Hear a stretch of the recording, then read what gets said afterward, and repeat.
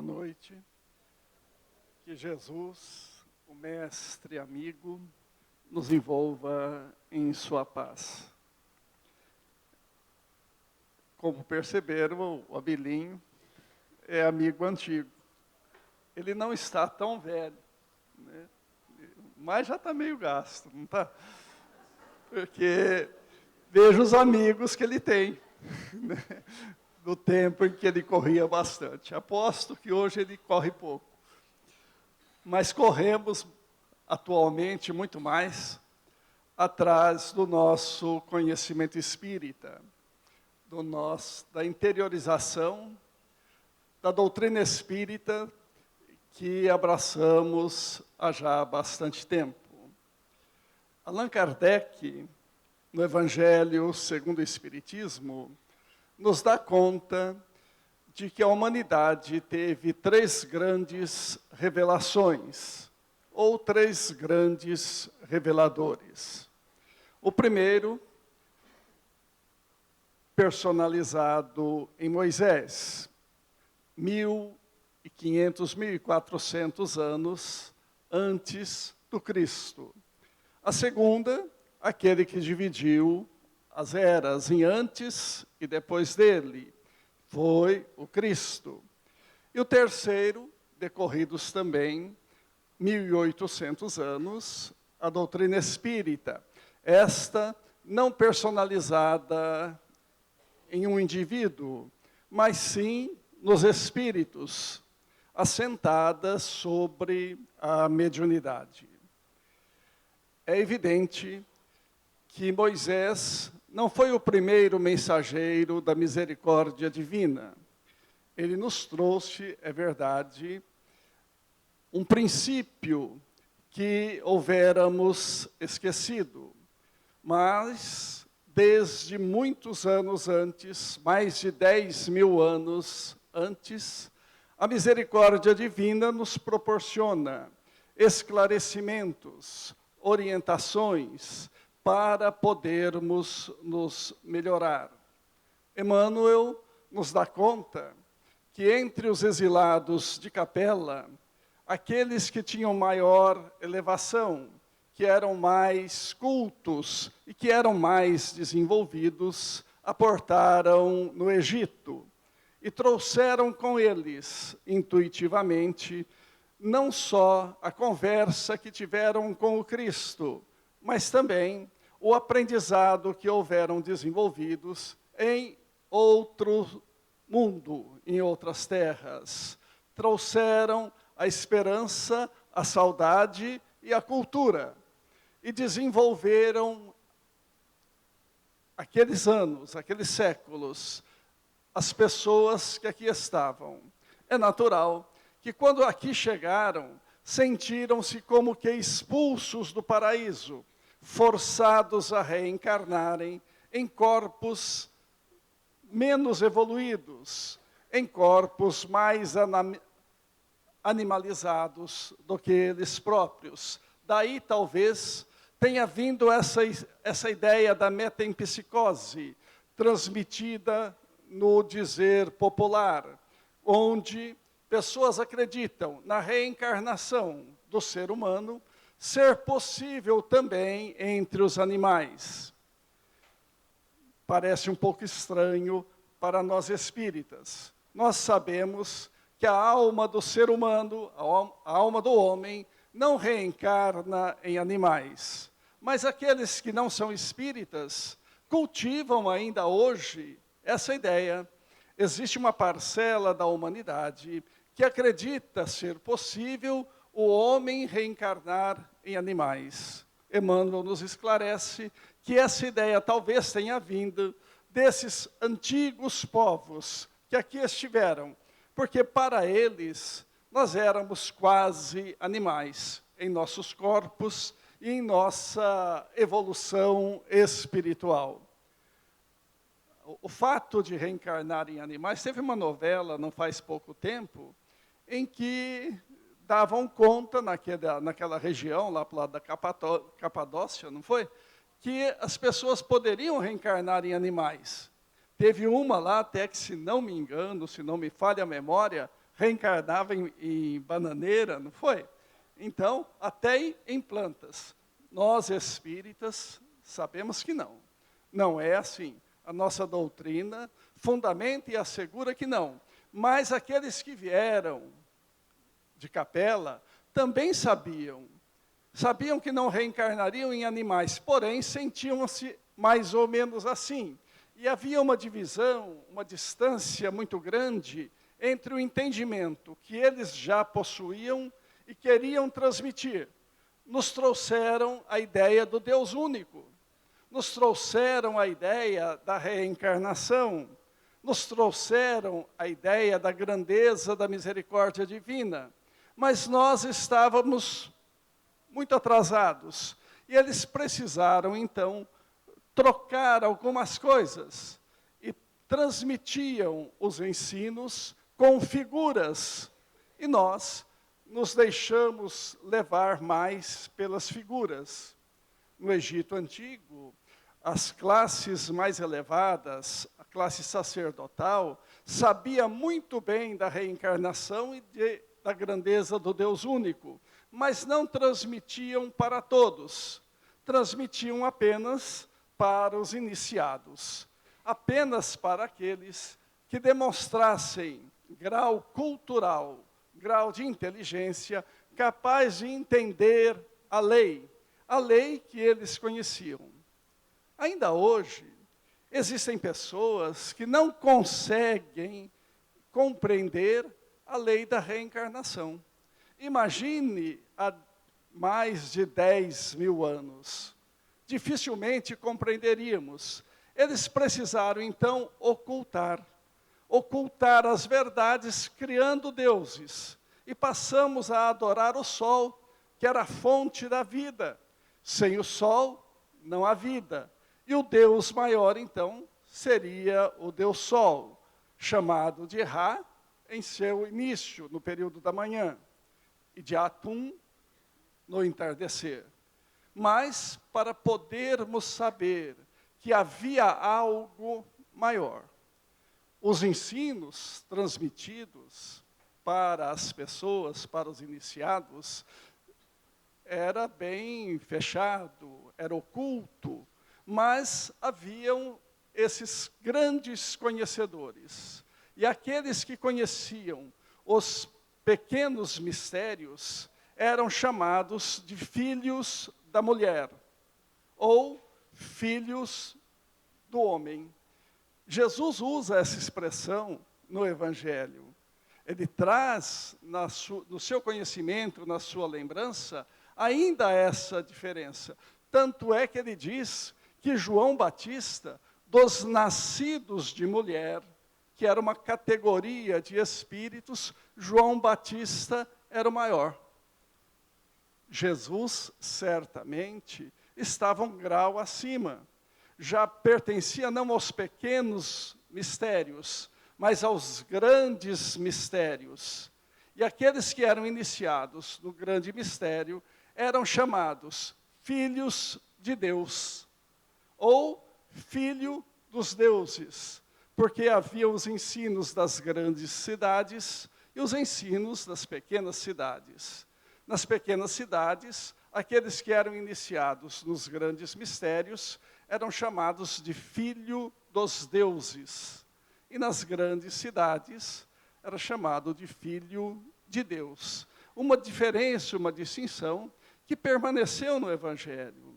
Então, às vezes ficamos meio preocupados, porque se dos nascidos de mulher, João Batista era maior, como é que fica Jesus?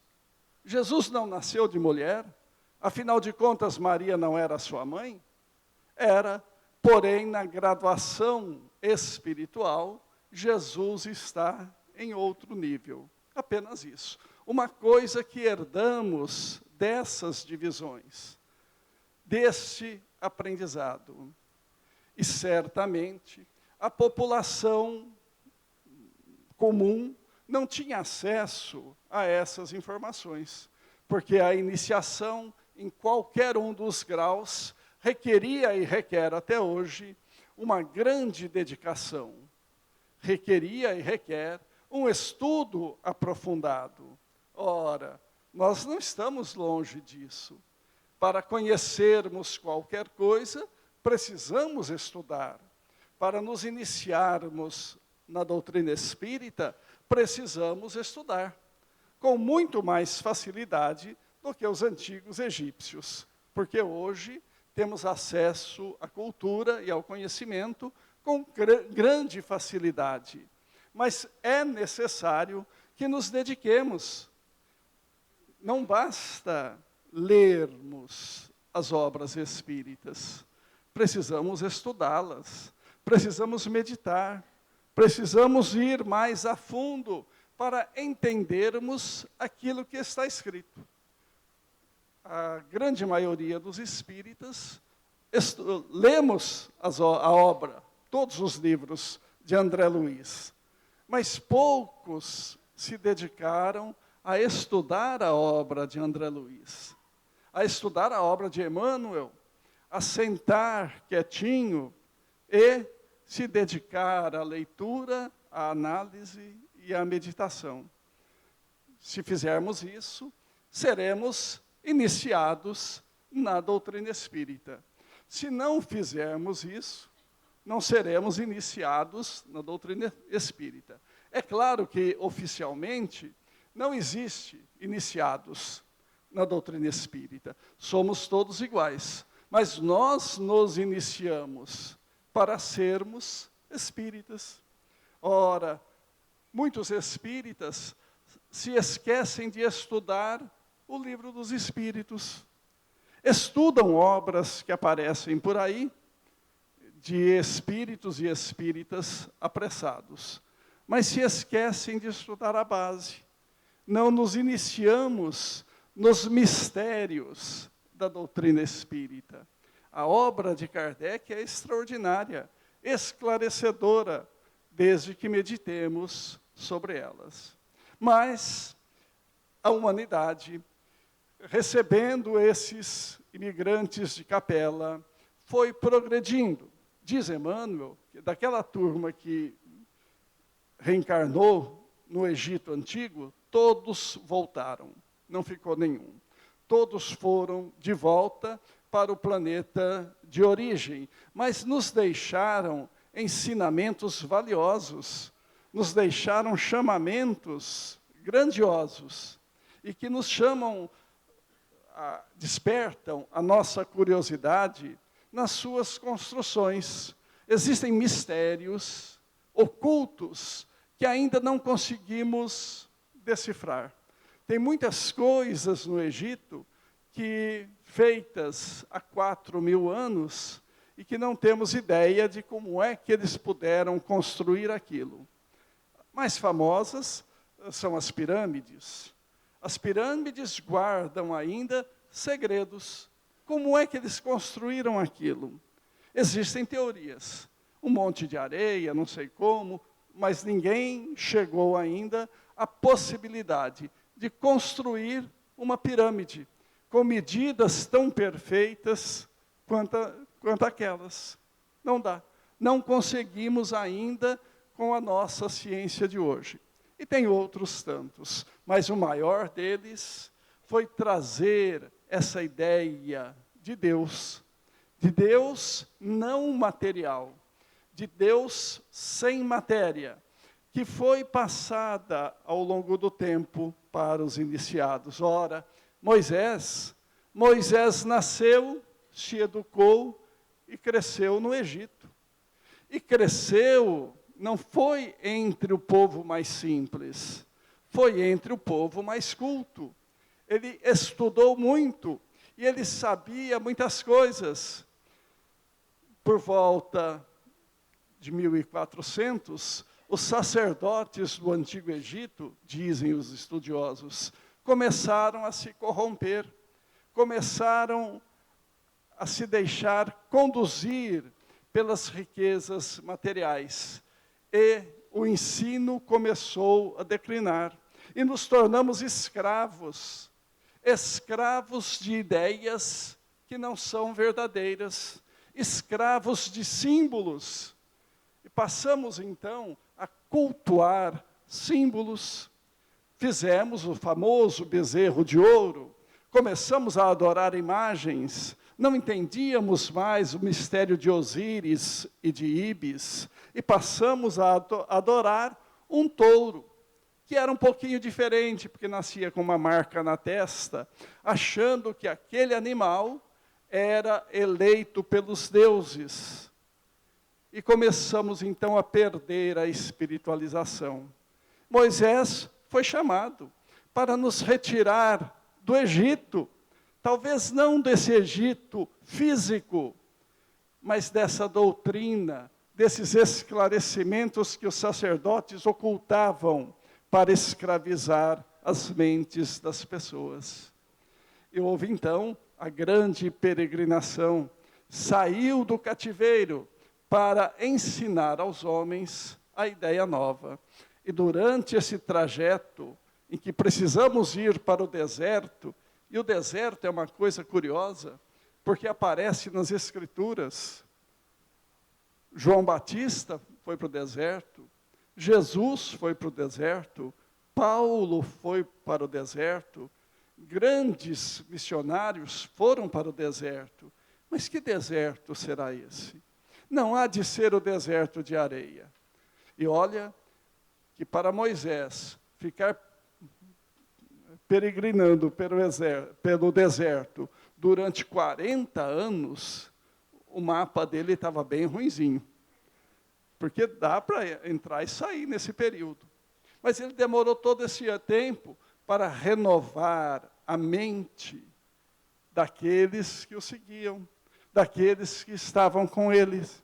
E ele foi doutrinando, levando a ideia trazida dos grandes iniciados, a ideia de Deus, desse Deus que nós concebemos hoje, que perguntamos aos espíritos o que é Deus, essa inteligência que está acima de tudo, que não conseguimos compreender ainda, porque nos faltam dados, nos faltam elementos na nossa cabeça, no nosso desenvolvimento, para compreendermos ainda perfeitamente o que seja Deus.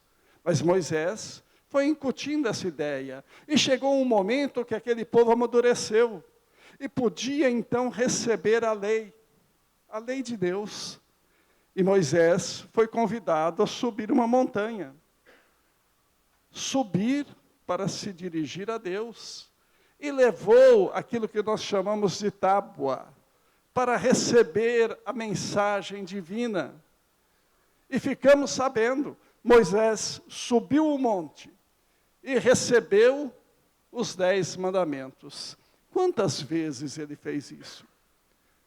Ele subiu uma vez só? Ele foi mais de uma vez? O fato é que, narrado em Êxodos, que a gente também não lê muito pouco, a gente lê quase nada, principalmente do Velho Testamento. E existem pessoas que dizem que o Velho Testamento é repositório de bobagem. Não é verdade. É repositório de ensinos, que nós ainda não conseguimos compreender. Mas não lemos direito, porque Moisés subiu no monte, recebeu os 10 mandamentos, que eu vou ler, porque eu não consigo decorar os 10 mandamentos. Eu não sei por quê. Que dirá cumprir, né? Se decorar já é complicado, cumprir então. Mas ele recebeu e veio trazer ao povo com alegria. Ele desceu o monte para entregar a lei divina para os homens. Mas Deus já o advertiu, ainda no monte, que os homens voltaram à crença antiga, enquanto ele estava fora. Porque ele demorou um pouco para receber esses mandamentos. E todos conhecemos a história, relatada até em filmes. Ele veio e viu o povo festejando como na escravidão mental, dedicando-se ao culto do bezerro de ouro, dedicando-se à luxúria, em nome da religião antiga. Moisés quebrou as tábuas. Não leu. Ele não jogou nas pessoas, mas ele quebrou, porque ficou enfurecido. Os homens não mereciam receber aqueles esclarecimentos. E as tábuas se perderam. Mas na sequência dos dias, Moisés, conversando com Deus, se convenceu, e Deus o convenceu, a fazer novas tábuas, subir de novo o monte, para que ele recebesse de novo os 10 mandamentos. Então, Moisés subiu no monte novamente e recebeu de novo os 10 mandamentos. Está em Êxodos. A quebra das tábuas está no capítulo 32, versículo 19 e 20, por aí. E a segunda vez que ele recebeu está no capítulo 34. Faz pouco tempo que eu descobri isso. Eu estou ficando mais velho e cada dia eu descubro que eu sei menos. Eu vou parar, porque eu não sei nada. Eu descobri também outro dia que Elias reencarnou como João Batista, aquele famoso, né? Como é que ele foi para o céu? O Elias aparece no texto evangélico do nada. Um dia aparece Elias e pronto. E eu aprendi, quando era criança, que Elias subiu ao céu numa carruagem de fogo. Não foi? Não foi. Não foi. Elias tinha um amigo muito chegado, que andava junto com ele. Não desgrudava, acho que chama Eliseu. Onde o Elias ia, o Eliseu também ia, porque ele queria aprender. E o Elias estava ficando meio velho, o Eliseu tinha intenção, acredito, de se tornar o seu sucessor. Naquela época já tinha esse negócio, está vendo? De querer, até pediu a capa e tal. Mas ele estava andando muito e Elias precisava se despedir. Então, o que acontece? Veio uma carruagem de fogo, passou entre os dois, não levou ninguém. Passou entre os dois para separar o Eliseu do Elias. E o Elias subiu aos céus no rodomoinho. Lá na minha terrinha, no rodomoinho, tinha saci. Não sei, vocês pegavam saci quando era criança? Eu pegava. Pegava uma peneira para jogar lá, nunca consegui pegar. Mas dizem que tinha. Então, o Elias foi ao céu num rodamuinho, e não na carroça de fogo. Está no texto evangélico. É só procurar. Então, nós lemos.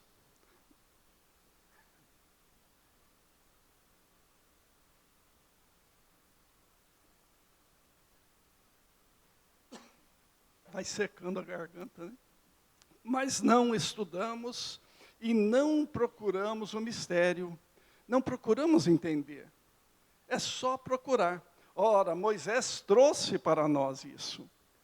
E recebemos. Vocês sabem decora os 10 mandamentos? Eu não sei. Eu vou ler. Eu já li um monte de vezes. Mas não guardo. O primeiro, está aqui no Evangelho segundo o Espiritismo. Eu sou o Senhor vosso Deus, que vos tirei do Egito, da casa da servidão. Não tereis diante de mim outros deuses estrangeiros. Não fareis imagem esculpida, nem figura alguma do que está em cima do céu, nem embaixo da terra, nem do que quer que esteja nas águas sob a terra. Não os adorareis e não lhes prestareis culto soberano. Esse é o primeiro. Eu não sei se nós cumprimos isso. Bom, os espíritas eu acho que sim. Eu acho que não adoramos imagem não, né? Não temos imagem, não tem não. Mas, durante muito tempo, preferimos adorar o Deus Sol. Por quê? Porque é mais bacana, a gente pode pegar, pode ver, né? O segundo, não pronunciareis em vão o nome do Senhor vosso Deus. Quem é que nunca jurou por Deus aqui? Eu jurei um monte de vezes. Um monte.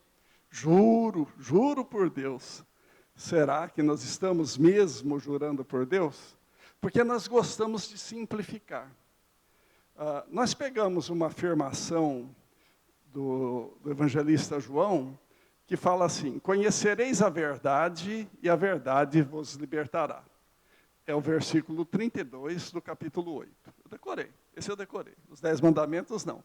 Porque eu acho bacana conhecer a verdade, e a verdade vai nos libertar.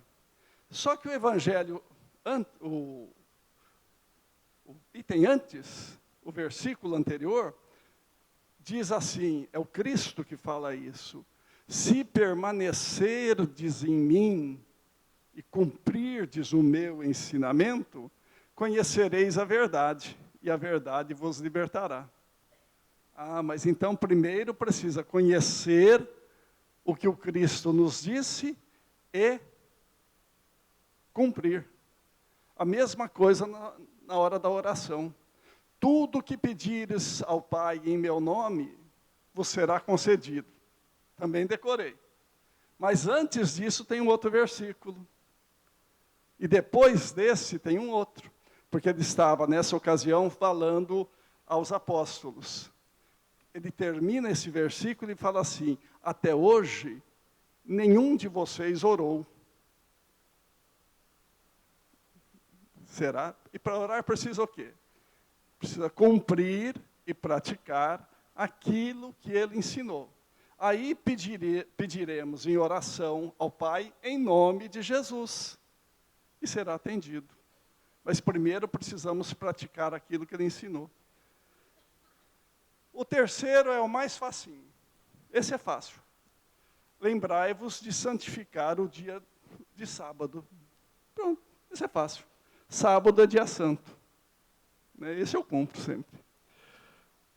O quarto, honrai o vosso pai e a vossa mãe, a fim de viverdes longo tempo na terra que o Senhor vosso Deus vos dará. Bom, cada um sabe se tem honrado direitinho o pai e a mãe, né? Eu vejo às vezes pessoas que não honram o pai e a mãe. Principalmente quando eles ficam muito velhos. Aí leva lá para o Schmidt, deixa lá no asilo, e nunca mais vai visitar. Deixa um telefone que não funciona. Então tem gente, é claro que nós espíritas não somos assim, que abandonam os pais. O quinto é danado, porque ele é curtinho. Ele fala assim: não mateis. Pronto. Não é para matar. Mas eu nunca matei ninguém. Bom, mas eu matei passarinho, né? Eu costumo dizer que eu não mato boi, mas eu como bife, né? E Kardec nos esclarece que nós somos responsáveis por aproveitar, aliás, quem fala isso é Jesus, por aproveitar o mal feito por alguém. Se aproveitamos o mal que alguém fez, somos igualmente culpados. Não mateis. É claro que nós vivemos tempos que é muito complicado. Esse negócio de comer carne, vai chegar um tempo em que nós não vamos comer, né? Que vamos dispensar, porque respeitaremos os animais. E quem não come carne, não quer dizer que seja mais evoluído no atual momento do que aqueles que comem. Eu sempre costumo lembrar que o nosso amigo Hitler, ele não comia carne. E gostava de poesia, gostava de música, era um cara bacana, gostava de liberdade, né? Era. Né? E, no entanto, tem a história que nós conhecemos. E eu não tive convivência com o Chico. Eu fui a Uberaba pouquíssimas vezes. Mas até onde eu sei, ele comia bife. Igual eu. Ele não comia boi, não. A bife ele comia. Não cometerás adultério. Se a gente se deixar guiar pelos filmes e pelas televisões, principalmente as nossas, isso daí está danado, né? Porque tem adultério de todos os níveis. Não só o adultério de casais, mas o adultério de ideias, de pensamentos. Adulteramos tudo. E aqui diz, não adultereis.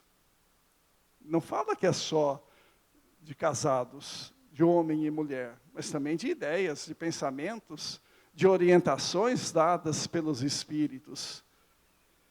Não roubeis. Eu acho que tem alguns lugares que esse eles cortaram, tiraram. Não presteis testemunho falso contra o vosso próximo. Quantas vezes as pessoas são chamadas para dizer o que acham de alguém que ela não conhece? Falar, não, olha, eu também acho. Principalmente se vem falando mal, né? Eu também acho. Damos testemunho. Não desejeis a mulher do próximo. E outro dia eu estava falando sobre isso, e a pessoa disse assim, pois é, veja só fala para não desejar a mulher do próximo, as mulheres estão fora. Elas podem desejar o marido das outras.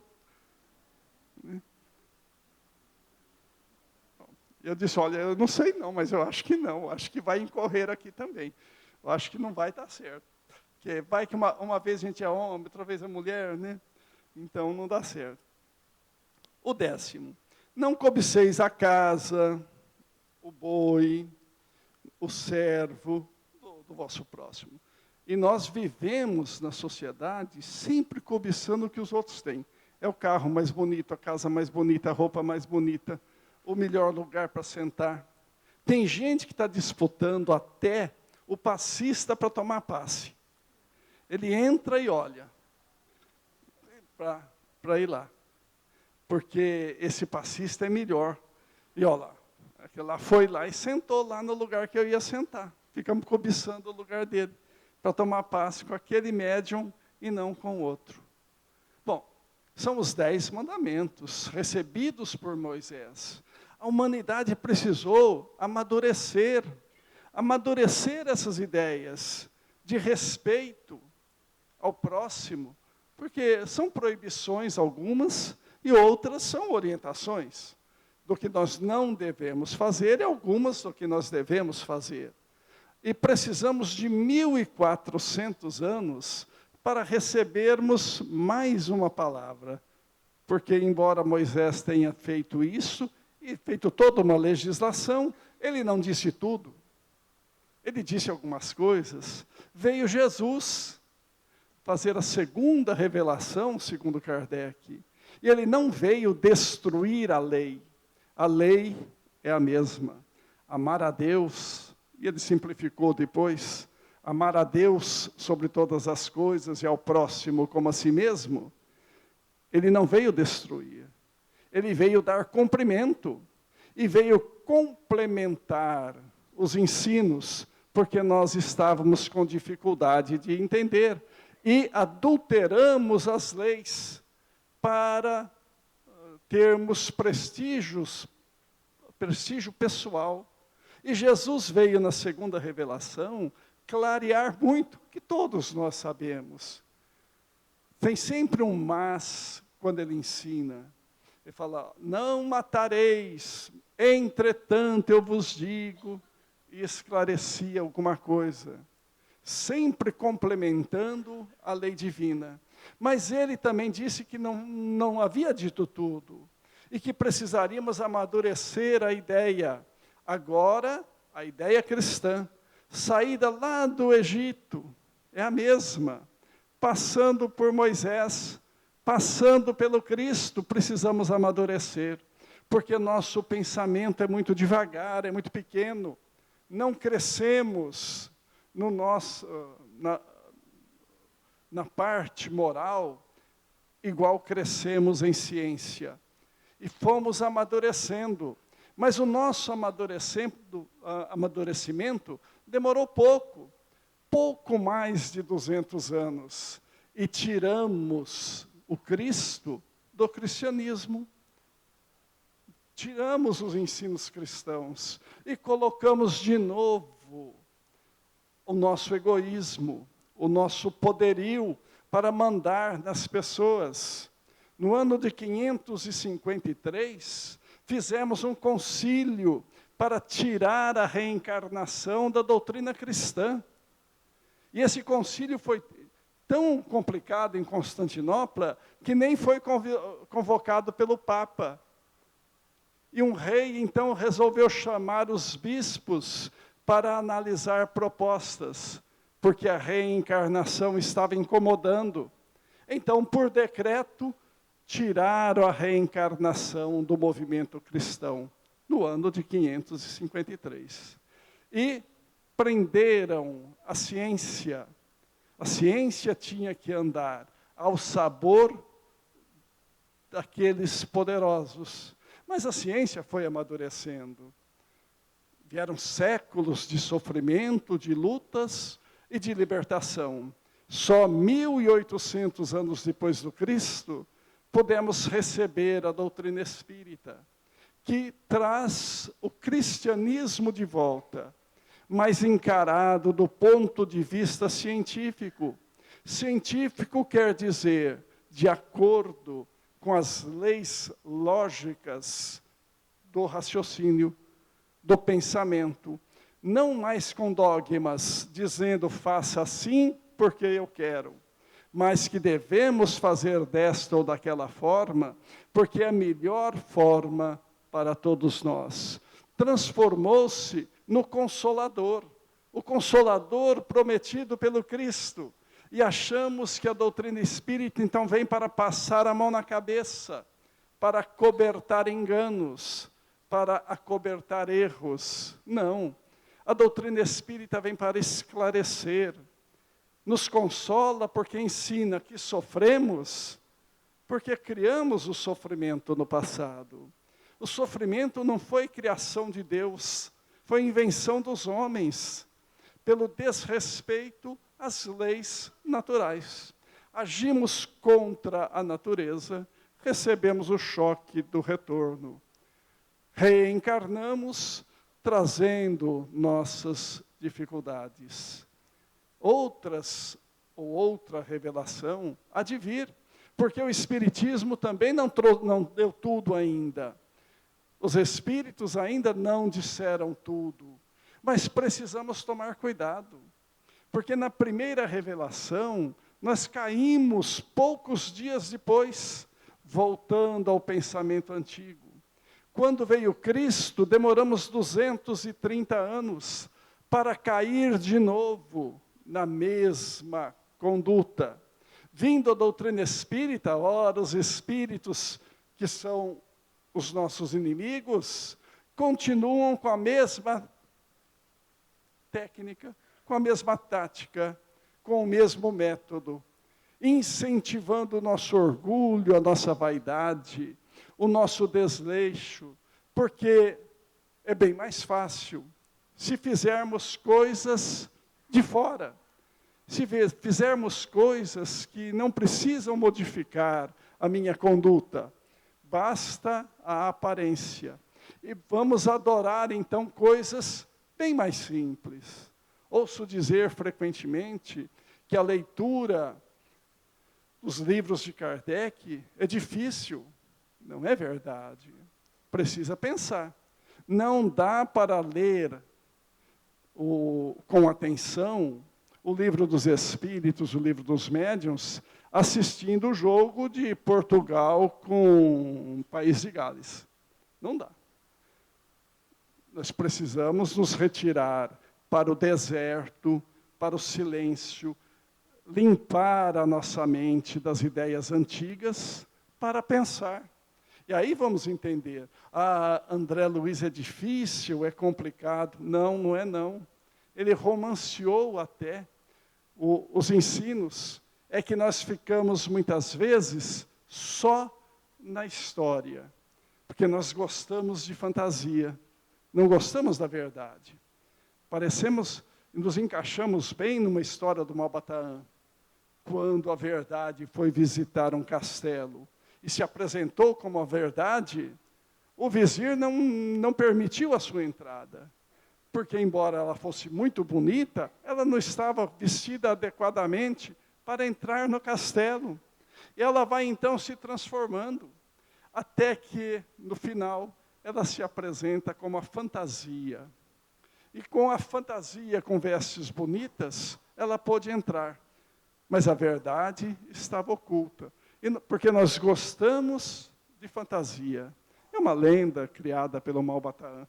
Malbataan foi um matemático brasileiro, educador, que se ocultou sobre esse nome para escrever livros de educação matemática, de curiosidades matemáticas, e também de lendas que ele criava ou que ele buscava em outros lugares. Mas traduz o nosso sentimento. E nós queremos trazer, às vezes, para o meio espírita, essas coisas que não encontram apoio na obra básica, na ciência espírita. Porque o espiritismo é uma ciência raciocinada e pensada. Aliás, uma religião pensada e raciocinada. Kardec não usou a palavra religião, mas é uma religião, porque no sentido de moralidade. Mas precisamos pensar e não aceitar fantasias. Senão, nós vamos voltar a adorar o bezerro de ouro. Vamos voltar aos dogmas e vamos precisar de transferências para planetas distantes, a fim de nos educarmos.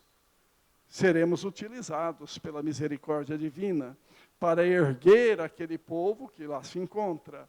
Porém, haverá muito choro e ranger de dentes para aqueles que não se habilitarem para o mundo novo, para o mundo do chamado terceiro milênio, que começou outro dia, mas que só vai terminar daqui a muito tempo. Mas precisamos nos habilitar e sair desse lugar comum, desse mundo que nós estamos até acostumados a ver, de assassinatos, roubos, desvios, desrespeito, vaidade e orgulho. Tudo que Jesus pregou, a humildade e o conhecimento. Sejamos, pois, nós espíritas, humildes e conhecedores da lei divina, habilitando-nos para recebermos a continuidade das revelações que deverão chegar. Que Jesus nos abençoe, nos envolva em sua paz.